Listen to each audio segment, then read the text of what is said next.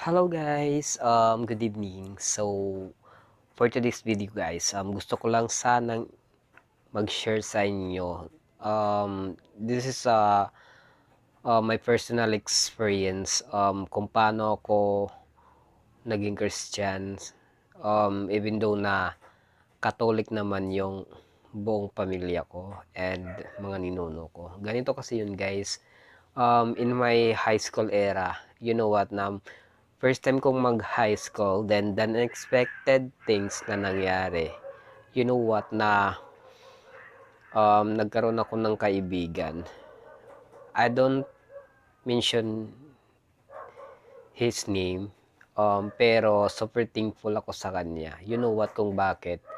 Kasi guys, in the first place, sa totoo lang, wala naman talaga akong balak magpalit ng church or what, what, ano, kung ano yung religious ko, kung ano ba yung ano ko. Wala, parang na-encourage lang ako na mag-ano. So, ganito yun guys. May grade 7 era. May nakilala ko. I mean, hindi pala grade 7. Siguro nasa grade 8. Yeah, grade 8 ako. Um, Nagkaroon ako ng kaibigan.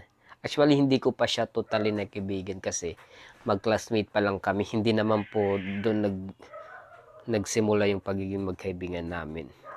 You know what, that things na nangyari guys. Nagkaroon kasi kami ng groupings sa school. Di ba uso naman yung groupings. Tapos, yun na nga nag-groupings kami. Then that day, naging ka-groupings ko yung guy, yung nang-invite sa akin sa church. And since then, I am a leader guys ng grupo. So, bali, ano, we make a cell call na. Then, few weeks before ako may invite, madaming nangyari guys. Siguro, bago mangyari yon, in-invite muna ako sa bahay nila kasi doon namin gagawin yung MM namin, yung mga project, may like na mga activities na gagawin. Then, the suddenly part guys, you know what, yung nakakatawa. Um, to be honest lang guys, ginudge ako ng parents niya based on my looks. You know what, that looks na, kasi yung buhok ko dati is yellow blonde. Then, I have earring. You know what, kahit ako mismo, if I look back, may ano, para talaga akong drug addict or something that else. Pero, that is a first impression ng magulang niya. So, natawa ko dahil sinabi nila sa akin na yung expression sa akin ng mama niya na mukha daw akong addict, yagday. You know what that guys, na hindi naman siya offended para sa akin kasi usually naman ganyan naman talaga yung nagiging first impression nila sa akin. Hindi naman po may pagkakaila dahil sa face ko, you know what. So, ayun guys. So, that day, in-invite ako ng classmate ko na mag-church sa kanila. You know what guys, yung nakakatawa. Di ba, simula na yung church, yung mass. Then, syempre ako first timer. Ano, parang sabay-sabayan ako guys. You know, kanta na lang sila. Nagpe-praise and worship na ata yun. Sabay-sabay, kanta-kanta ko, nga. Pero hindi ko naman talaga alam. Tapos you know what, that pastor na parang, parang guys, parang yung word of wisdom or parang na ano yung ano ko din, sabay ba, parang bigla kong sinabi na, yes, parang nag-agree ba ako sa sinasabi ng word of God that preached that time.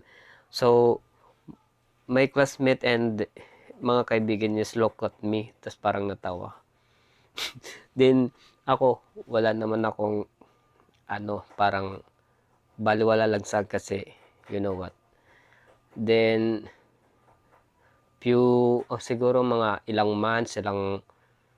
mga 3 months or 4 months parang nag-enjoy na ako guys na mag-serve sa church. Then I actively everyday, kahit minsan nawawalan ng mga tao dahil sa sobrang busy ng mga youth and the other members, you know what, I actively volunteer.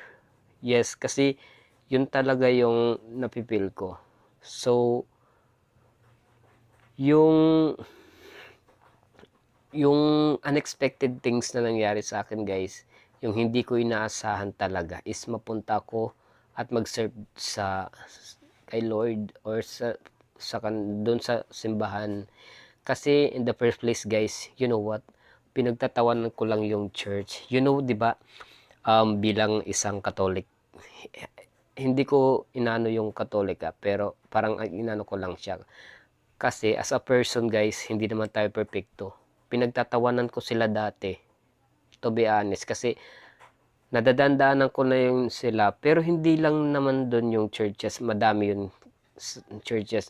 Natatawa kasi ako guys, kasi everyday nadadaan ako, nagkakantahan sila every Sunday, tapos nagtataasan sila ng kamay without knowing na ganyan sa MM.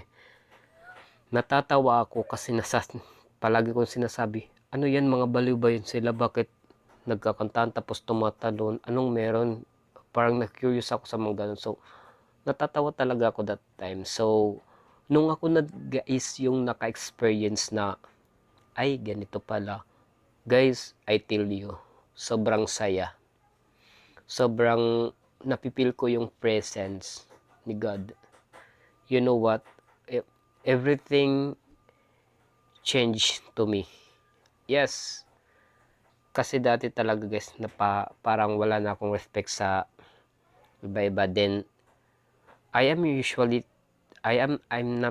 just saying, I am totally parang binago ko yung sarili ko. You know what, nagpapahaba ko ng hair, then I look like a trans woman like that.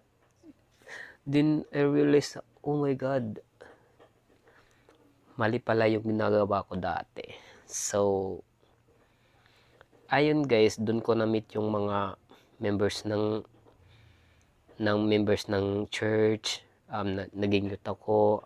Actually, dumating din sa part na naging president ako ng youth organization. Pero hindi naman nagtagal yun eh.